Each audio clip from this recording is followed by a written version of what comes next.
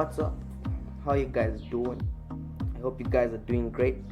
I hope you're staying home, staying safe, sanitize, and all that good shit. Before we get into the video, don't forget to hit the subscribe button, like the video, and yeah, if you've got any questions, if you like the video, don't forget to leave a comment in the comment section. So I hope you guys checked out the last video I dropped. I dropped it like 2 days ago or something, and from the title I bet you guys already know what we're doing today. So we're going to be doing a story time about the time I moved to the Copperbelt and when I went to a boarding school. So that was I can't remember the year exactly, but it was like 2 years ago. 12th grade right now. The 12, and at the time I was in grade 9.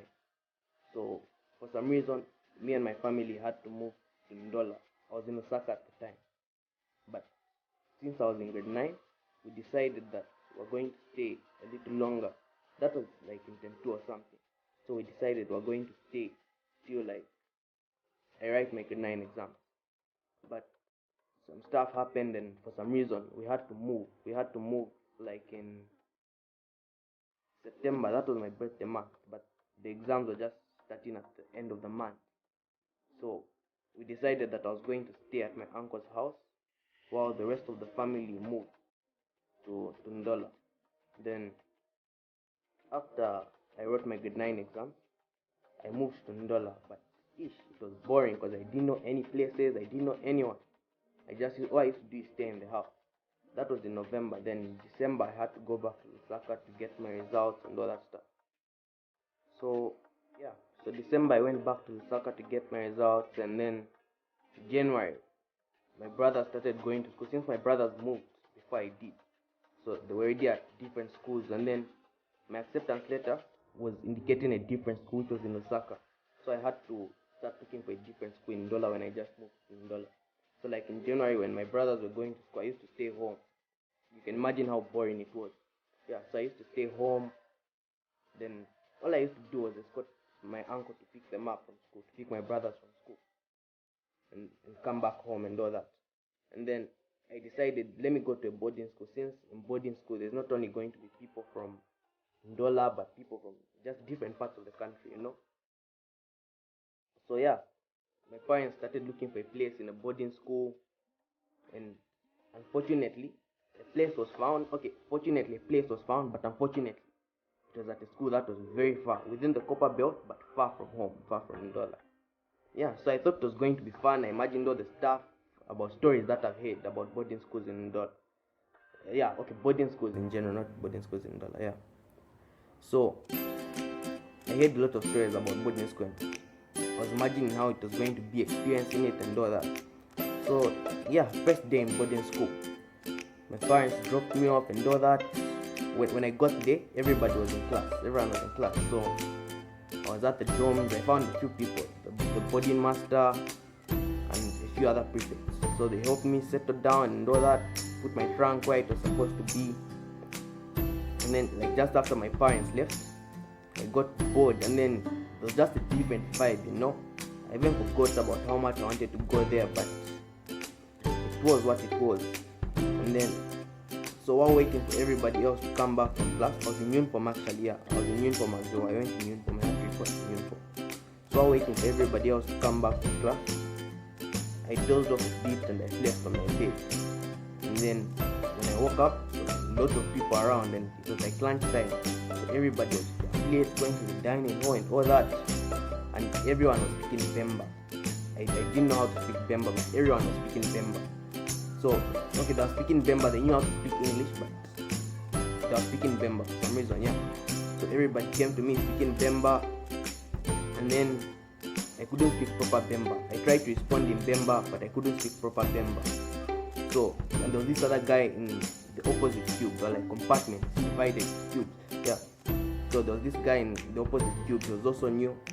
So these Bemba guys were like, someone something like that. They started teasing me and calling me an exe, even the other one. So they introduced me to him, but I didn't want to talk to anybody at the time. So they introduced us to each other. Then I didn't go for lunch that time. So around supper time, I went to the dining hall. Then I met the same guy, and actually he walked up to me. He was like, you're looking lost and all that. I was like, I don't know what's supposed to happen right now. So he was like, I think we're supposed to wait in line or something. But what used to happen was the grade 12 get in first, then the grade 11s, the grade 10s, and I was in grade 10 that time. Yeah. So we waited, we got food, and the food wasn't nice. So we waited in line for like 20 to 30 minutes, and the food wasn't nice. So we had to throw the food away. Then when we got to the dorms, we found like these guys who used to feel shy to go to the dining hall. And they're like, you're throwing food, blah, blah, blah. Started talking shit and all that. Because they never used to want people to see them at the dining hall. So they used to wait for people who've gone to the dining hall to come back so that they could ask for food and all that. And yeah, so I went back in the room, and the annoying part was everyone there, like literally everyone was saying why at the end of each sentence they'll be like, why the bell has rung, why we're going to class, blah blah blah, why and all that. Yeah.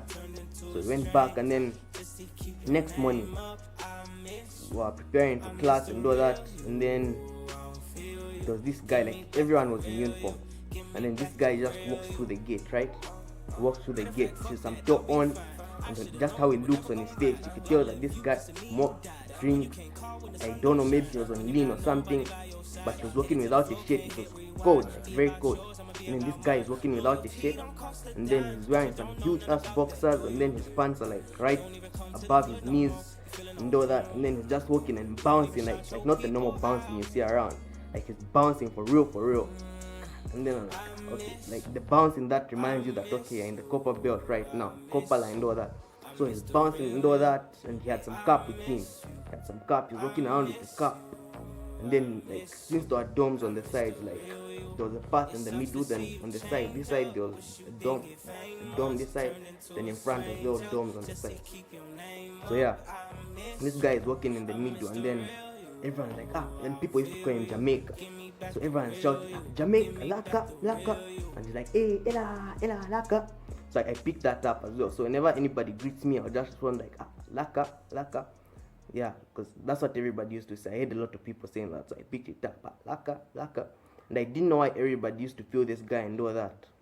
And then we went to class, and then it was funny. The second day was funny, but I still missed home and all that. Though I didn't want to be home, but I missed home because I didn't want to be in that place either. So yeah, we went to class, and then the first period we had English, and this English teacher walks in, like she had some kind of Mexican personality, if that makes sense. Not a Mexican accent, but a Mexican personality. I don't know if that makes sense, but yeah. So she walks into the class like, let me show you, just chill, let me show you.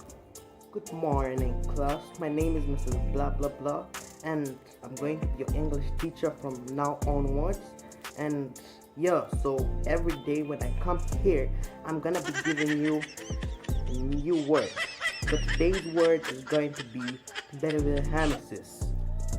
So we learned English and all the other subjects, then went back to the dorms. It was boring and all that. Then I was putting stuff in order in my trunk, and this guy comes to me, right? This guy comes to me and he's like, oh, you just reported me. I'm like, yeah, you're some colored guy. So, and then he was like, let me help you put stuff in order. So he helped me put the stuff in my trunk in order and all that. And then, yeah, then afterwards he was like, let me keep your keys for you. And I heard a lot of stories about boarding. My brother who was in boarding told me, don't leave your keys anyhow or anywhere. Your keys can get stolen. So like, you know those things you use for IDs, right, during exams? That's what I used to tie my keys to, like the key holder, then yeah, hooked to the keys. So my keys were always around my neck. And then this guy was like, let me keep your keys for you. Hell no. Yeah, I'm like, hell no. And then because of that, people started calling me Nasi and all that. Like, a fan of Nasi and all that. And I'm like, yeah. So people started coming to me and they want lyrics, but I don't master his lyrics. I'm a fan, but yeah, I'm a die-hard fan, but I don't master his lyrics. So people used to ask me for his lyrics and all that, the people who heard. And then we used to go for prep around 19. It was 2 hours. So 19 to 21, we had prep. And then, yeah, So this guy, the same guy who wanted to keep my keys for me, came during prep. He was like, let's go together. He was like a 12. So like, let's go together. So we went to prep together, and then he was like, this is what we're going to do. There's this girl I like, right? And I'm trying to get her, but I don't know how I'm going to flirt with her. So tune her. I'm your play dad, and then we're going to tell her that she's going to be your play mom. At first I wasn't for the idea. I was like, sad. Then he, like around 20 hours, he came to my class. That was during prep time. He came to my class and he came with her and I wanted to perform for him, but she was nice. So I was like, anyway, it's cool. Yeah, she can be my play mom and all that. So he introduced me to her. She was a prefect, by the way. He introduced me to her. Then he went back to class because some teachers came around. And then she took me with her to her class. Like, she was the class prefect for a certain class that she used to monitor during prep time. Yeah, so I went with her to her class, we chatted and all that. And then prep time was over, went back to the dorms. And then when we went back to the dorms, there's some kind of rap battles. Power went, so we went back early. That was around 20:30. Okay, it was almost 21, yeah. So we went back to the dorms. Then there was some kind of rap battles. Then now I saw this Jamaica guy in the middle of the circle. And then he was rapping in Venak, Bemba, Nyanja, and he was freestyling like off the top of his head. So yeah, he was freestyling all that. He was rapping about what's cutting there and all that. Okay, I gave him juice and all that. Then I managed to get to the middle of the circle. And then this guy rapped, but that guy I didn't rap. I'm a rapper, by the way, I rap, yeah. So that day I didn't even rap or do anything like that. The next day in class, there was this guy who reported late. But apparently he was from the school. He was there the other year. Yeah. So I was writing a rap. What I used to do is write raps. I never used to like talking to people. I only knew one person. The same guy who I told you about in the first place, who I met like in the opposite building at the dining hall and all that. His name was David. So yeah. So someone saw me writing a rap and all that. So she came. What's that? What are you doing? So she checked out my book, read my raps, and then she read my raps and all that. And then after she read my raps, she did some graffiti at the back of my book and all that. And then they introduced me to this guy one night, and he also used to rap and all that. So they introduced me to him. I heard him drop some bars. He heard me drop some bars, and then we liked it. So the next time at the dorms when there was something like that, like the battle and all that, people already knew that he rapped. So we went in the middle of the circle, he dropped some bars, then he called me as well. I went in, dropped some bars and all that, and it was lit. So the video is already like 10 minutes. It's very long. So if you guys want to hear more of the story, tell me in the comment section. And then don't forget to subscribe, hit the like button, and yeah, if you've got any questions, in the comment section. If you want a part 2 of this story, in the comment section, Yeah, I'm out. Peace.